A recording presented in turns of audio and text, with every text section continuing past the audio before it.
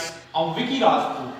Today I'm going to teach you about use of will have and use of had. will have का मतलब होता है कोई भी चीज हमारे पास होगी और had का मतलब होता है कोई भी चीज हमारे पास थी। लास्ट वीडियो जो हमने अपलोड की थी उसमें हमने आपको सिखाया था यूज ऑफ हैज और हैव के बारे में, जिसका मतलब होता है कोई भी चीज हमारे पास है लेकिन कोई भी चीज हमारे पास होगी और थी। इसके बारे में आज हम आपको पढ़ाने जा रहे हैं। तो उसका जो फॉर्मूला होता है वो सेम होता है सेंटेंस को बनाने का। आपको जैसे कि पता है कि पहले सब्जेक्ट के साथ में सेंटेंस बनाते हैं, फिर पीछे से सेंटेंस को बनाना स्टार्ट करते हैं। Subject plus helping verb plus man verb plus object, ये होता है हर कोई भी सेंटेंस बनाए उसको बनाने का फॉर्मूला।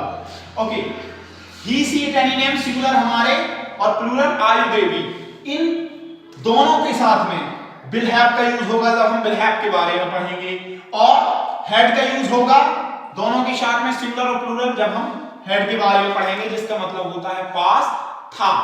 ऑलराइट, अब जब हम इसका नेगेटिव बनाते हैं विल हैव का तो वो बन जाता है विल के बाद डायरेक्ट नॉट आ जाता है तो बन जाता है विल नॉट हैव। और जब हम हैड का बनाते हैं तो हैड के बाद डिड नॉट हैव आता है। जैसे हैज हैव में सिंगुलर के बाद आता था डज नॉट हैव और प्लूरल के बाद डू नॉट हैव। उसी प्रकार से ये पास्ट में आता है हमारा हमेशा।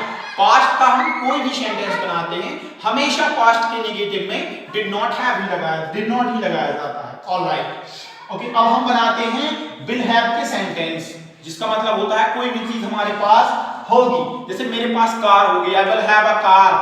कोई भी चीज जो हम इमेजिन करते हैं हमारे फ्यूचर के बारे में, उसके साथ में हम यूज करते हैं विल हैव का। उसके पास पेन होगा, he will have a pen. उसके पास पेन नहीं होगा, he will not have a pen. क्या उसके पास पेन होगा, will he have a pen. क्या उसके पास पेन नहीं होगा, will he not have a pen. अब आते हैं हम WH इंटरोगेटिव पे। उसके पास पेन क्यों होगा, why will he have a pen, और उसके पास पेन क्यों नहीं होगा, why will he not have a pen।